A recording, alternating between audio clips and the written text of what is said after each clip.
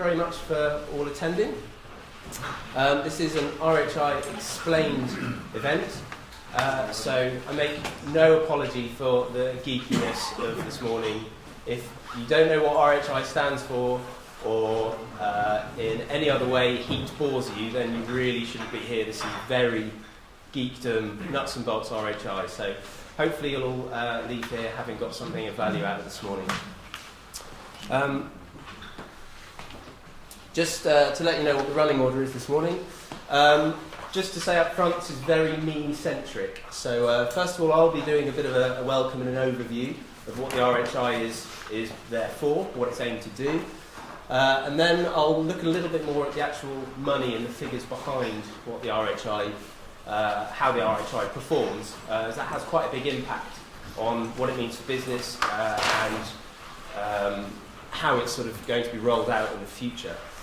After that, I'll then be looking at the domestic RHI, what we know about that, and the implications for business. Then we'll have a quick break. And then the rest of the morning before lunch, which I'll be holding out as a big carrot for your attention, we'll be covering off what sort of some of the main changes have been to the commercial, or non-domestic I should say, RHI over recent months, including some of the recent improvements and expansions. And then finally, a little bit on the biomass sustainability regulations that will be coming in, and quite a bit of detail about how you actually go through an RHI application and what that might mean from Ofgem's point of view. And then it's networking lunch and the opportunity to ask each other or me any questions you have about the RHI. So it really is a bit of a potted history and whistle-stop tour of both RHIs.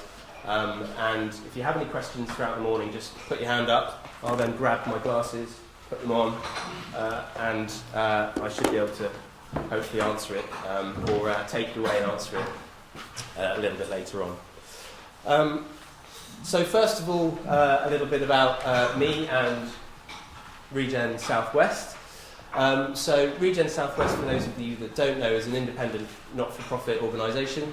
We've been around for about 10 years supporting the growth of the renewable energy sector in the Southwest, and that's doing that whilst growing jobs and the local economy at the same time. So we sort of sit behind the scenes a little bit, mainly speaking to businesses, local authorities and national government, trying to encourage renewable energy activity in the sector. I've worked for Regen for 3.5 years, the last couple sort of increasingly focused on renewable heat. And obviously the RHI is sort of quite a big part of what I do. So all of the changes and developments this morning that I'll be talking about are great because they keep me in a job. So the way that Regen has been operating over the last couple of years is we sort of have three main strands of focus, if you like. One is our membership sort of side of things, where businesses can become members of Regen to stay plugged into what's happening in the sector, and also sort of support our missions, which are growing renewables, growing jobs in the economy. We also do individual sort of partnership work with some larger firms, such as Well Valley Farmers, who we feel can make a big difference to the sector and support sort of some of the bigger, more strategic things that are happening. And lastly, and the reason why the bulk of you are here today, is that we also run or partners within bigger projects that also have the same aims of supporting renewables energy efficiency. So the project that most of you will recognise and are here today for is the Ready for Retrofit programme. This is a 3-year EU-funded programme, so apologies to the Cornwall businesses that asked me if they could come today, and I said no. Because of the type of EU funding it is, Cornwall is excluded, unfortunately. But the rest of the region is covered, and myself and my colleagues, most of which are here today, we have a remit to go and offer support to 410 businesses in the Southwest, of which a not insubstantial chunk of you are here today under the support that we offer. The idea being that we are a trusted source of information and regarding the energy efficiency in the renewable sector, and we can sort of help you grow, help you understand what opportunities there are in energy efficiency and retrofit. That's only one half of the programme. In fact, the other half of the programme is a capital fund, or has been a capital fund, which is now more or less fully committed. And the idea of that, not an insubstantial amount of money, was to help social landlords pay for actual measures rolling out. So the programme in its entirety was sort of twofold. One was to help actually stimulate some real work in the region, and the other was to actually help small businesses upskill and hopefully gain access to some of that work that was happening. So that's been the overall aim of the programme, and we're sort of in the last year of that programme at the moment. Sort of coincidentally with the activity in the RHI, that's obviously been a big area of growth for businesses that we're looking to help support you with.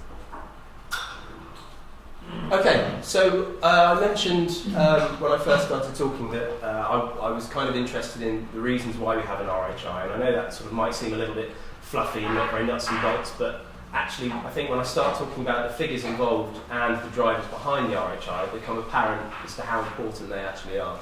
I don't have a laser. So renewables in the southwest is doing well. This chart shows we've had a drop in landfill gas, which has been a big component of the renewable energy generation in the southwest. But obviously, biomass, and solar PV. I'm actually going to put these on now. That's what I'm going to do. There we go. Solar PV, wind and biomass have obviously had a bump a couple of years, stimulated in no small part by the feed-in tariff and the RHI. So overall, pretty good news. However, this is where we are currently, down at sort of just over 3% of our energy in the southwest produced by renewables. If we carry on the route that we are on without any sort of major changes, we're still going to be quite a long way short of the targets that we originally had for the southwest, the 15% renewable energy target by 2020. Sort of this was work done by Regen last year just to illustrate that we do still have the potential to meet that 2020 target of 15%. But it will be a mix of all the different technologies. There's never going to be a silver bullet here. Interestingly though, biomass and renewable heat is a major component of this. And I will go on to illustrate why in a second. Overall, so this is an interesting chart that DEC produced a couple of years ago, basically outlining where the UK fits in Europe regarding how we're doing with our greenhouse gas emissions. So this particularly is looking at the percentage of our renewable heat and of our heating and cooling that we require as a country. What percentage of that is actually generated renewably? And as you can see, sort of Scandinavian countries, in particular Sweden, is up near sort of 70%. So 70% of their domestic heating and cooling is generated from renewable sources. We're down there. We're not quite. Yeah, I think yeah, us and Poland. You might not be able to see it from where you are, but what I find interesting is you can see there's sort of little steps here where countries have been improving that contribution over the last few years. Ours is, sort of flatlined and then jumped a little bit. So even considering the fact we're very, very low down, we're not even particularly making any great sustained gains in this. So this is just to illustrate that, yeah, RHI is fantastic. We've got a huge amount to do. I'd just like to say, actually, these slides will be made available afterwards, as will a video at some point of the morning, so don't feel like you've got to scribble loads of notes. What I've also done is, on the slides themselves, I've hyperlinked most of the bits of information that I've used, so when you get the slides later on, you can always follow the links back to the source information that I've used, just to check that I wasn't making it up. So just to bottom out really where the UK is right now in terms of renewable energy. I say right now, 2 years ago. 2012, we're about 12% of total energy consumption was from renewables. You can see a huge part of that is bioenergy. So that's things like tracks being fed by biomass, transportation, things like that. So 2012, 12%, we're still a long way off from the targets that we need to be, and it is always a mix. So really, just for the next couple of minutes, I'd like to kind of get the message across as to why we have a renewable heat incentive. What problem is it actually trying to solve? So this chart is the entire energy usage for the UK from 2011. The important thing being the big red chunk is heat.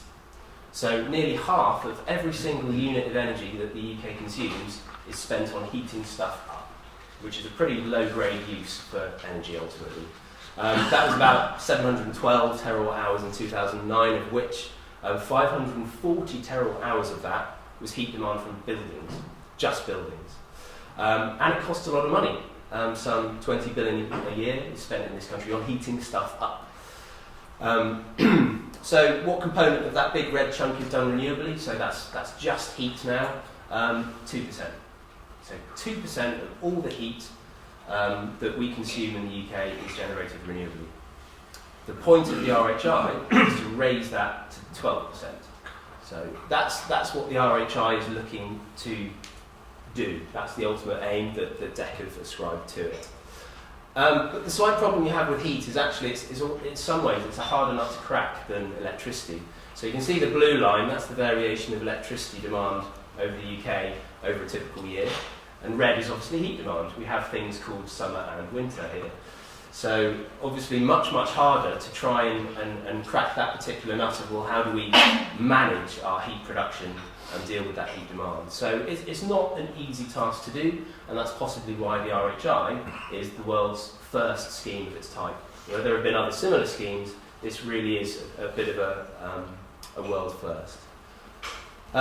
Just to sort of kind of hammer that point home a little bit, this is an interesting sort of chart. I don't entirely agree with DEC's way of kind of squishing axes and putting all the stuff on the same chart to make it look good, but the main point really to recognise here that the red line is energy efficiency, or building efficiency as it's known, no units, I hasten to add. Households is the blue line, so we're still building, not as fast as we were, but household numbers in the UK are increasing. Energy efficiency is increasing, which is great. What you'll notice though is the jagged line at the top. That is domestic heat demand. So that's broadly been increasing up until sort of mid-2000s, and it's now taken a big dip. The thing that I would sort of like to notice is this. So this is the average internal air temperature of a property. So we're doing quite well. We're building more households, but we're using less energy in each of those. But comfort levels are raising too. So it's not as easy an equation just to say that our like-for-like heating is diminishing, because actually we're choosing to have our heating on the same amount of time, just enjoy warmer properties. Obviously when you're looking at fuel poverty, that's quite an important and key point that shouldn't be lost. But for many other people, it is purely having your house at 19 degrees, not 18 degrees. So it's just to be aware of that. From my sort of point of view, the things that I see the RHI is really tackling, and the fact that we are going to have a domestic RHI, despite lots of toing and froing, is to tackle the blue bars on this chart, basically. The RHI is all about trying to switch people space heating and water heating away from fossil fuels onto something renewable. Obviously, there is sort of process heat and just industry heat included in there too, but the main bulk of what we're trying to fix is space heating and water heating. And the reason for that is this chart, which I do actually quite like, because there's quite a lot of numbers on this. This is the whole pie, if you like, is the UK greenhouse emissions. That's the thing that we have a target against currently for 2020. Obviously there's a little bit of wobbling about what happens to that over the next few years and into 2030, but that's what we're trying to reduce. You can see that heat emissions, the big red part of that pie, is a huge chunk of that. And the RHI is dealing with that blue section of that red section. So although it's only one scheme, the RHI has an awful lot of weight behind it to try and meet our greenhouse gas emissions. The reason I'm labouring that point is that there was never really that weight behind things like the feed-in tariff. So the feed-in tariff had a very different set of drivers. That was very much about public engagement, lots of PV on people's houses, lots of public engagement, people can see it, they can start to engage. However, Treasury were never particularly big fans of feed-in tariff because it didn't offer very cost-effective carbon savings for the amount that was being spent on it. The RHI comes from quite a different place where Treasury like the amount of carbon emission reductions you get per pound spent. So the reason I'm sort of labouring that is to sort of say the money behind this, and obviously when people are looking at renewable energy in general, they're very keen to say, well, how long is this scheme going to last? Where's the money coming from? The money comes from a very sort of well cemented in position here, asterisk, provided it actually delivers. Okay, so I'm finishing off with my 15-minute warm-up before I hand over to myself to do the next bit. This is sort of a little patchwork that I did, and it actually took me far longer than you might think to do this fairly basic diagram. But this is sort of the overall piecemeal renewables and energy patchwork that the government is looking at delivering. So these are the incentives, and also the more sort of strict measures that are going to be constraining and encouraging more people to think about energy. So obviously RHI for non-domestic came in November 2011. The reason the bar finishes in 2015 is, although there's, well, I'll cover that in a second actually, RHPP came in at the same time, which was a grant system in effect for domestic renewable heat installations. That will turn into the RHI domestic later on this year. We've also got sort of focus on the private rental market coming in the latter part of the decade, where in order to rent out a property, it's being proposed that it should have an EPC of E or above. That's quite a big stimulus for people to start looking at their housing stock. Green Deal is obviously up and running, as is Eco. The feed-in tariff is due to be supported until 2021, for new schemes that is.